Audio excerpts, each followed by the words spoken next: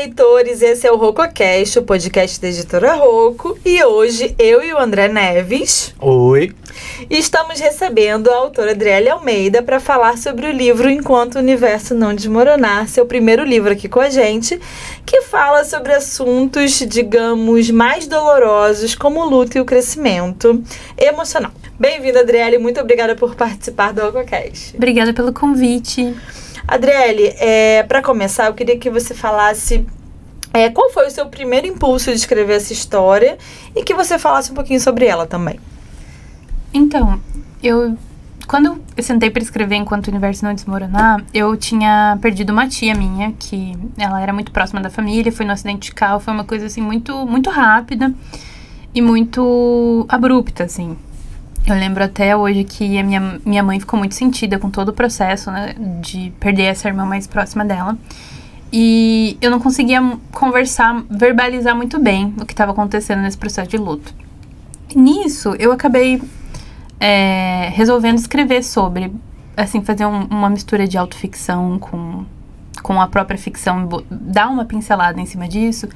E eu queria muito escrever sobre ser jovem e ter esse caminhão de coisa que está acontecendo dentro de você em um momento tão delicado, que é o luto, e você está tentando crescer no meio disso. Então, ele veio de uma necessidade mais pessoal, mas quando eu vi o livro tinha se tornado outra coisa, né? Tinha evoluído muito, saído desse lugar, assim, de desabafo, e eu comecei, né, a rascunhar plot, a rascunhar essas camadas, esses detalhes dos personagens que, né, estavam tentando viver essa vida pós-perda nessa cidadezinha no interior do Paraná.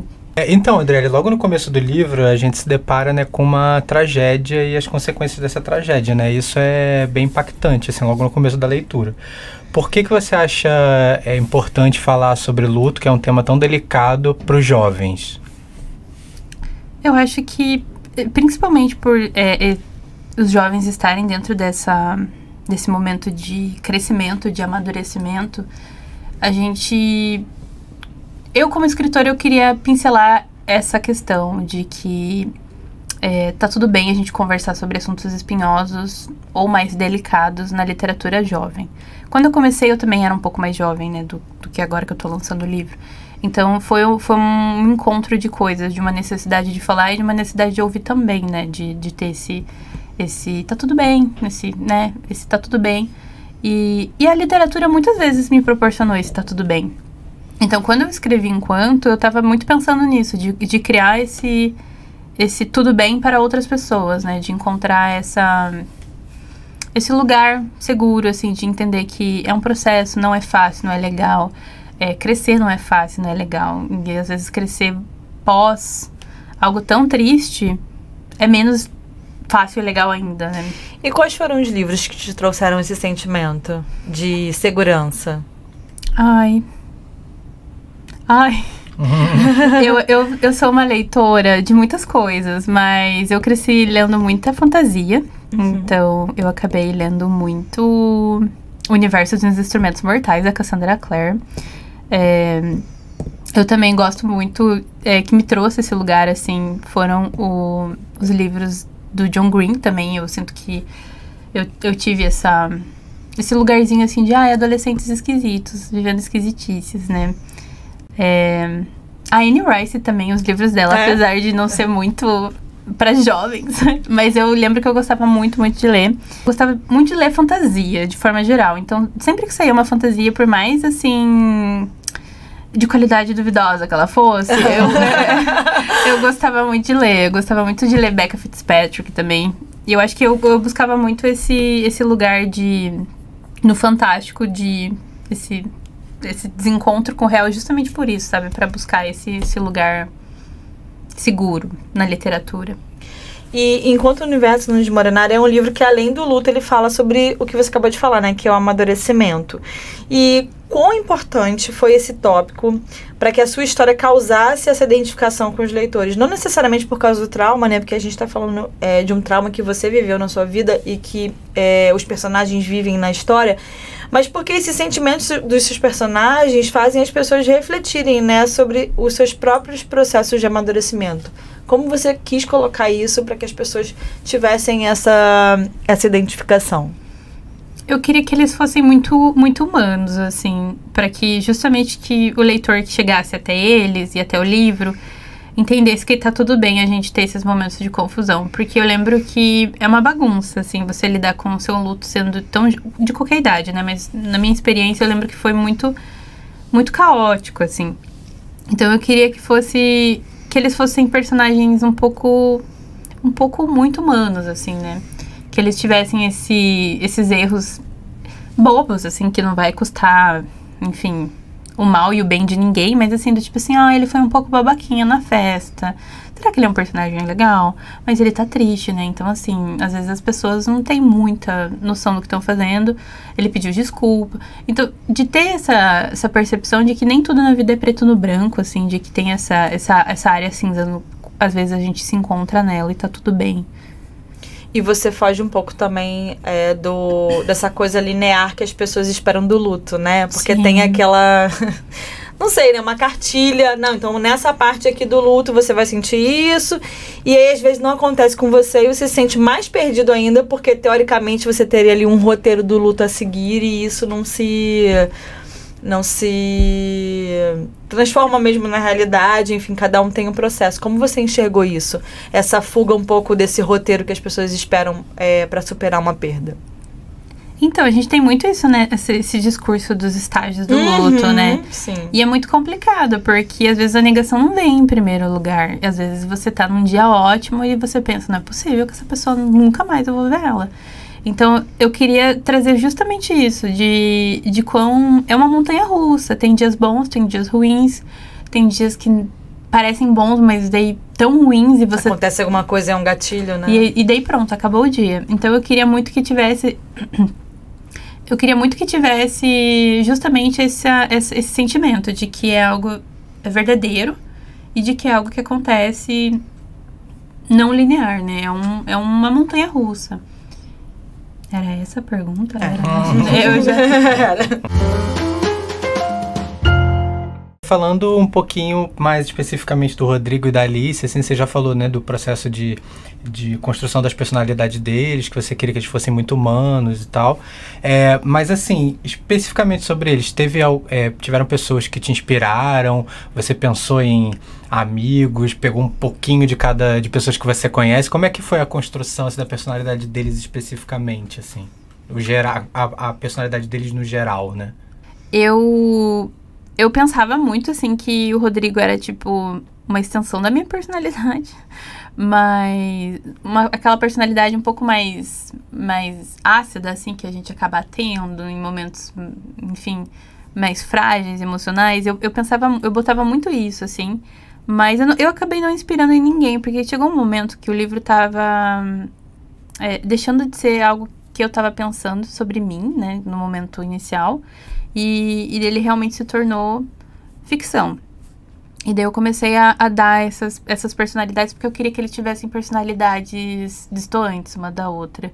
Então ela é o tipo de pessoa que ela não fala nada até explodir, enquanto ele é o tipo de pessoa que fica falando, mas nem sempre às vezes ele podia estar um pouco mais caladinho, né? Então eu queria construir essa percepção dos dois, assim, de que eles eram mais distantes nesse sentido, de como estava sendo uma mesma coisa, que era o luto, estava sendo muito diferente para os dois, né? Para ela estava sendo uma coisa mais solitária e ele fazia ser um problema de todo mundo. Então você diria que esse processo, assim, ele nem sempre é racional, 100% racional, né? Se às vezes você pensa assim, eu vou com o personagem para esse lado, porque eu acho que tem que ser assim, mas aí no meio do caminho vira uma outra coisa, né? Sim, eu geralmente, monto roteirinhos, monto escaletas, monto bonitinho o projeto, o esqueleto do livro, mas às vezes acaba que na hora de sentar e escrever, você acaba escrevendo uma cena, daí você pensa, bom, isso não vai conectar então com a escaleta do próximo capítulo.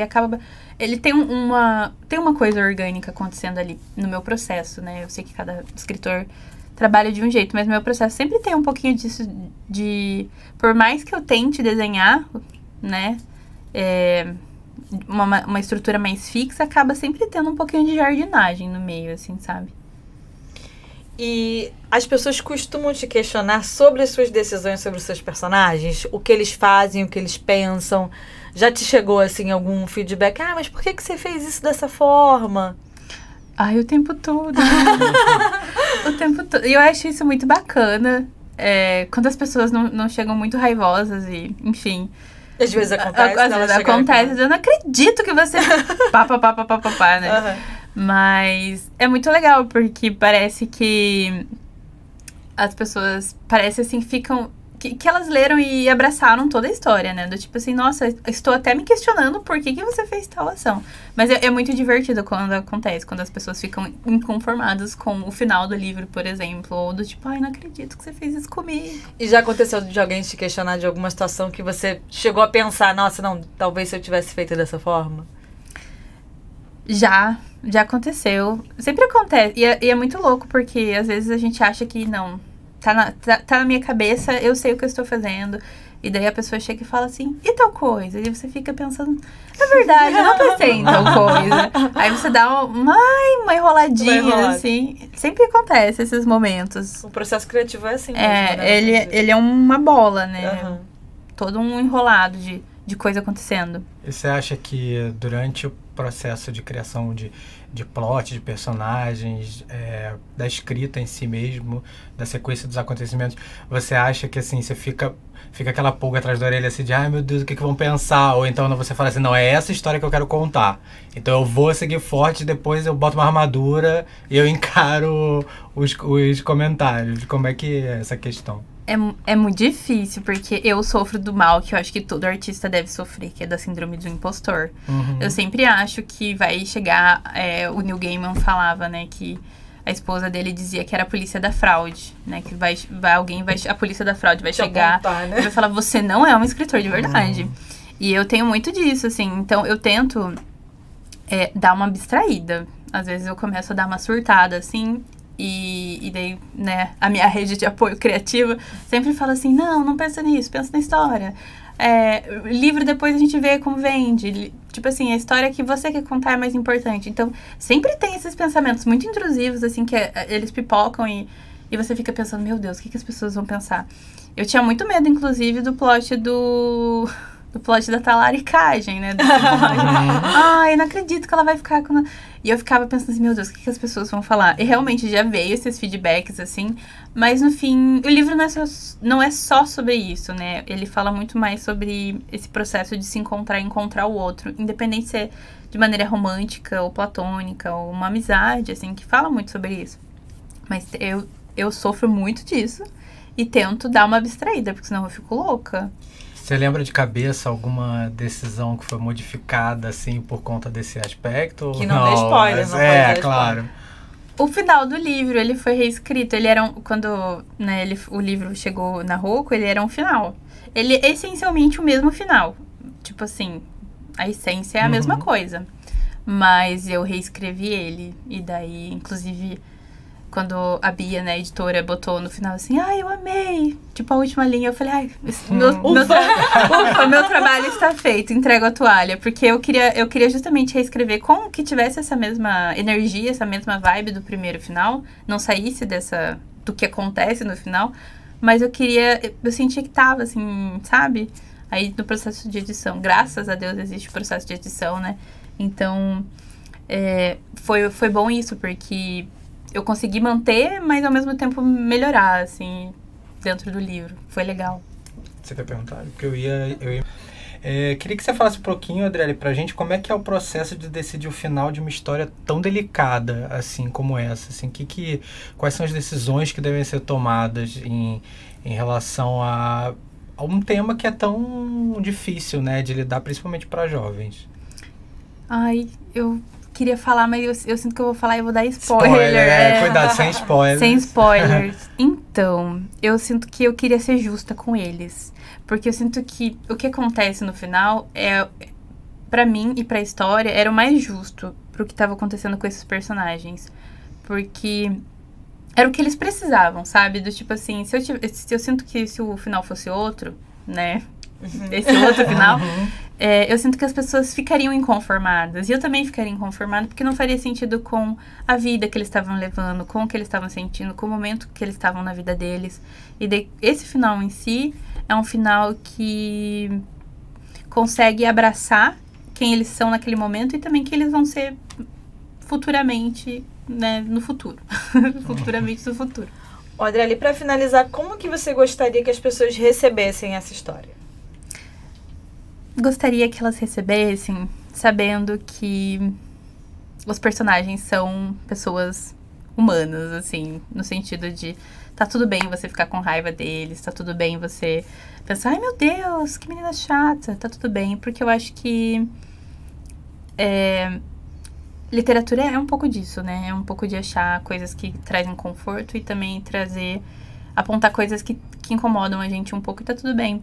E eu sinto, assim, que se as pessoas gostarem, e independente dos plots um pouco mais doloridos e espinhosos, mas gostarem dos personagens e verem neles essa coisa, essa juventude que tá amadurecendo e que tá tudo bem não estar bem no momento, pra mim tá ótimo. Pra mim é exatamente isso que eu queria chegar, que é tudo bem estar errando enquanto é jovem e o outro dia será melhor que esse. E às vezes não será e também tá tudo bem. É isso, Adriele. Muito obrigada pela participação. Queria que você deixasse suas redes sociais para as pessoas te seguirem. Muito obrigada pelo convite. Eu amei, gente. Minhas redes sociais, elas são todas a mesma. Que é @Aidriele. É AIDRIELE. Aidriele. É isso. Muito obrigada, leitores. Até a próxima. Obrigado, gente. Até a próxima. Tchau.